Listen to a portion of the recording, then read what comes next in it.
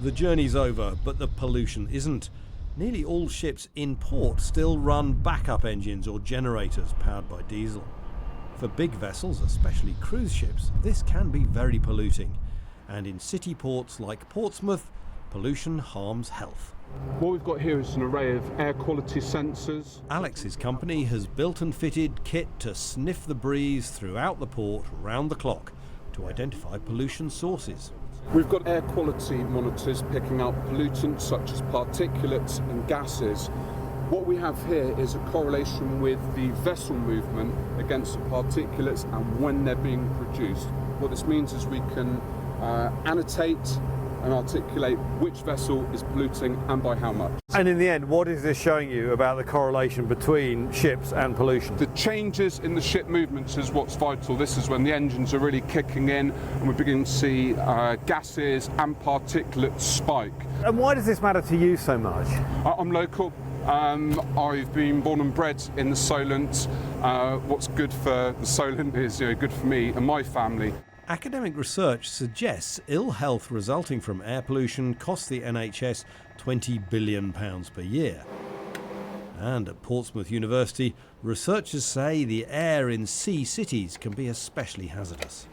There are a number of issues with human health around air pollution. So first of all, we might be thinking about respiratory disease, things like asthma, but also cardiovascular disease. So air pollution has been linked to issues with the heart and the circulation system. The air quality in the vicinity of the port is quite poor. Portsmouth International Port welcomes ferries, freighters, warships and cruise ships.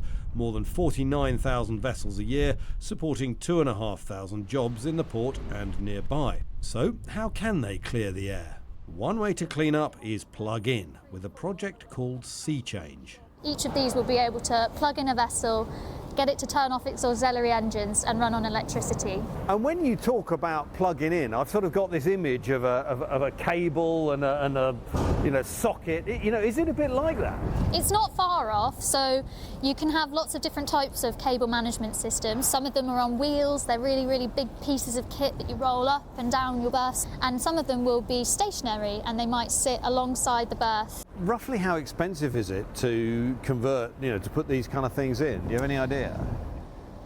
It's an expensive extension lead, I'll put it that way. It's more than I would pay at home, that's for sure. So our project total to get the shore power at berths 2, 3 and 4, we were awarded £19.8 million in funding. Right. Big spending for both reducing air pollution and cutting carbon by 20,000 tonnes a year in Portsmouth. And according to researchers at the university, what works here would help our other ports. Ultimately, if we're to achieve our 2050 net zero goals, all ports are going to have to decarbonise. It's really difficult. So we're starting here and we aim to help others do the same or similar. A smaller version of this shore power does already exist here. These are plugs for tugs. But what are the people here doing about the pollution when ships actually get out to sea on their voyage? Brittany Ferries is building 2 new hybrid gas-electric vessels due here by 2025.